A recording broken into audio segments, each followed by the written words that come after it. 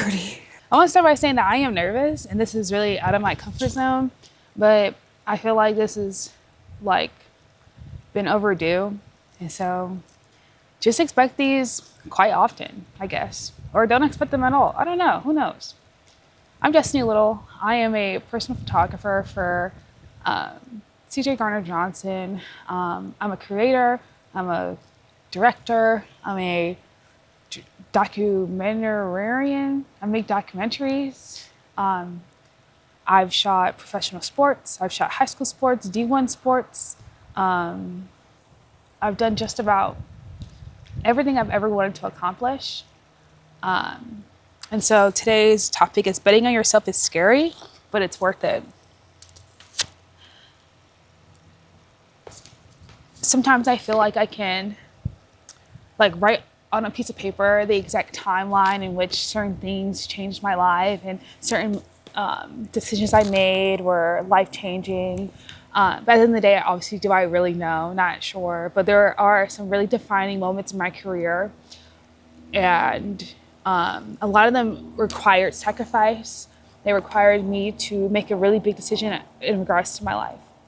Starting in the beginning of my career, when I first started doing photography, I practically sacrificed my entire summer. And I feel like sometimes when we talk about sacrifice, it sounds like we're going without. But for me, sacrificing my summer, not hanging out with my friends as much, constantly trying to find games, trying to get booked, trying to find business, trying to just get better. It didn't feel like a sacrifice per se, but it felt very much like a replacement, a newfound joy. I felt like a student again in the classroom, learning and, pushing myself to the limit. I remember I was shooting like 3, 4, 5, 6 AAU basketball games. And I didn't know these kids from a can of paint, but I knew that was like what I needed to do. I needed to learn. There's so many more examples. I quit my master's. I stopped teaching. I, moved back to the city. I lost a lot of friends. I lost a lot of counterparts. But I was gaining so many new people. I was experiencing so many new experiences. And I think that they were all building me up slowly to the big moment of which is my dream job now. When I started talking to CJ, sometimes you'll see when it comes to working with athletes that they are very just quick moving individuals. They don't spend a lot of time, doing the math on certain. I wish this wasn't here. They don't really spend a lot of time wishing or, calculating, is this the right move, blah, blah. A lot of times, sometimes they are a little bit more fast moving. And so the Bears lose against the Rams. I wish I remembered that date. I don't remember that exact date, but they lost. And then literally the next day, he's like, okay, we're getting a private jet. We're going back to Houston. And I remember hearing those words, and I took those words and put them in my pocket. I didn't necessarily process that, meaning, once I go to Houston, it's not like, oh, I'm kissing my whole world goodbye, but it's like, I need to quit my job. I need to do other things, you know what I'm saying? And so I had to really sit down and do some math and really evaluate the risk. But, I'm now 2 months into this, predicament. And I think that was probably one of the best decisions I ever made was getting on the private jet. I feel like sometimes I hear other creatives, especially earlier in their careers, where I hear like they want the cake and they want to eat it too. Your journey is not supposed to be this beautiful straight line to success. You're going to have moments of doubt, self-doubt. You're going to have moments of people telling you no. You're going to have people telling you this is the stupidest thing ever. When I told everyone I think I may be going to Houston, literally 80% of my friends were like, Destiny, this is probably the craziest, dumbest thing you've ever conjured up in your life. But you have to learn how to be 10 toes down on what you believe in. But like I was going back to what I'm saying though, sometimes I feel like people don't sacrifice enough or give enough. You have to work extremely hard. You have to overexert yourself. You have to push yourself to limits that you may not have thought, is what it took. But this should not be a walk in the park. This journey for me, there were nights where it was hard, difficult. And there were also times where I feel like I was just following this path that I feel like God placed for me. I was running into the right people. I was, having the right conversations. I was fostering these relationships. I was, just doing the right thing at the right time. And, that's where I get only so lucky. I feel like people ask me all the time, like, well, what does it mean? Like, it's not luck, it's this, it's that. I believe that life, on my Instagram bio, I never know the right order, but it's by chance, by choice, by destiny. And, I do think that there is a huge amount of luck in my life. I think a lot of people have just lucky moments where, if I'm shooting, there's been times, for instance, DJ Moore, we got the catch on the Packers, sealed the game or whatever, double overtime, who knows? And I just happened to have picked the right spot, the right time to get a really great angle, right? That's luck. I mean, there's people who've been shooting the NFL for 20 plus years than me, right? And I just happen to have gotten lucky in that spot, right? And so luck is important, right? By choice, right? That's about seizing those moments, right? Okay, yeah, luck got me here, but preparation, experience and putting the time in, right, gave me the ability to execute, to perform, right? That's a choice though, right? It's a choice to perform, to execute in that moment. And then by destiny, I think that that's like God, like your path, your fate, and so I feel like that's kind of like the whole shtick of Only So Lucky, where it's like, yeah, I gotten really lucky in some areas, but I had to really push myself out of my comfort zone. I remember when I first started, Trill is looking at me right now and it's uncomfortable, but I remember when I first started shooting like AAU, and I am a very quiet person naturally, but I used to say to myself when I go to AAU games, I would say I'd have to introduce myself to 5 other shooters.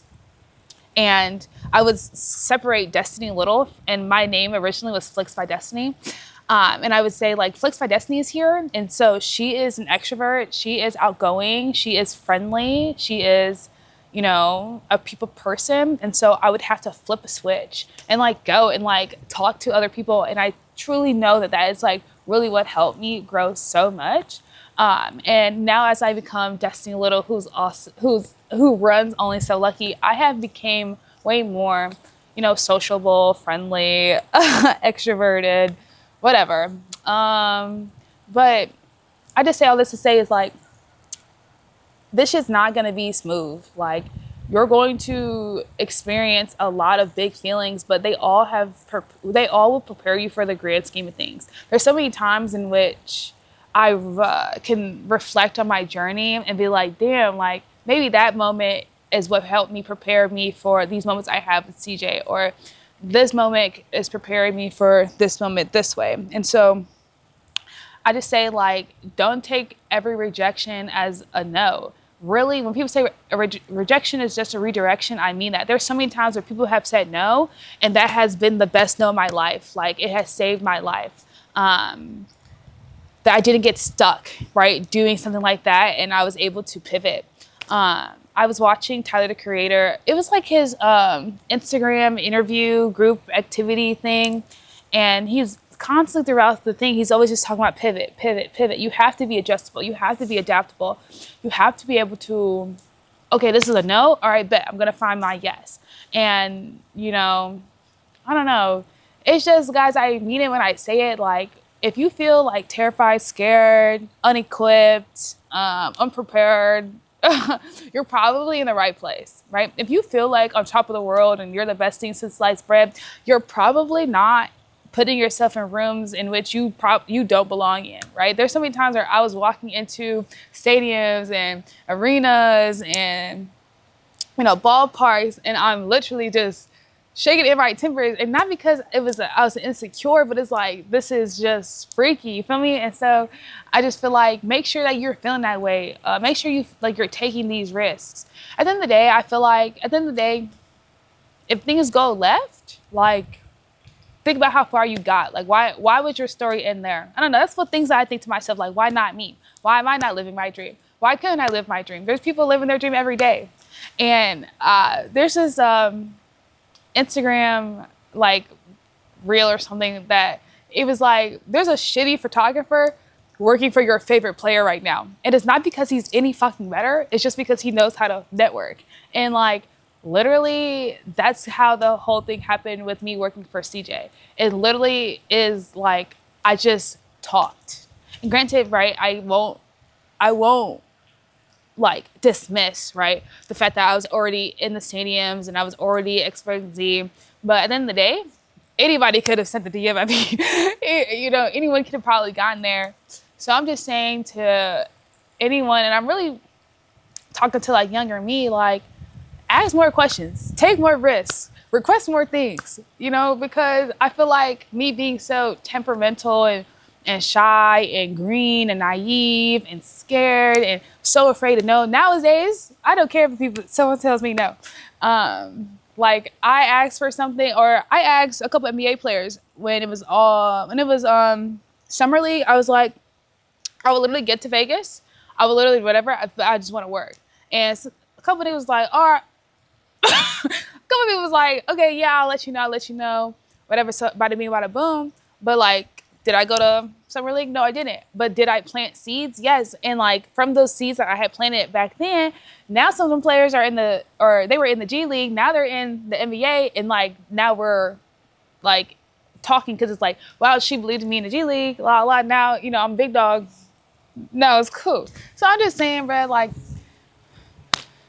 guys, we're on a rock spinning through space. Like, nothing's ever that deep.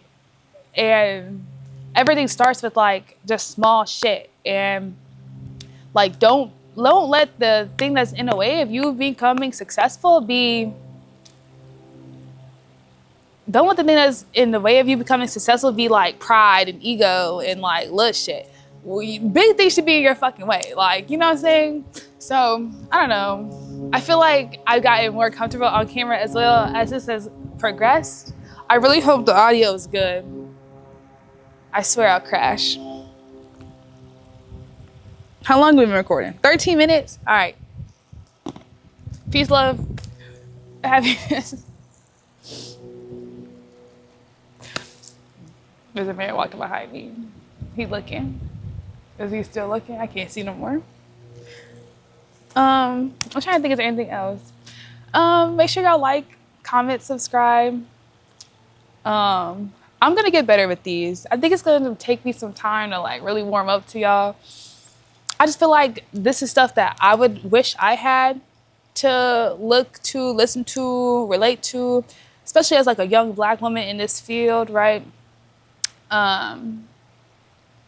That's really what it is. Like, I want to be able to still share. And like, I've been really inspired by Tyler Creator, Kai Cenat, and his new journey, his new era. You know, those two people I feel like really have like inspired me so much. And I could talk about why Tyler Creator and Kai Cenat inspired me maybe in the next video. All right, bye y'all. I'm tired. I think I did okay.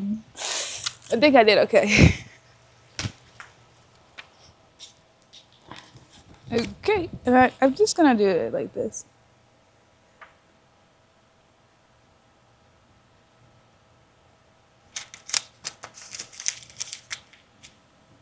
Cute.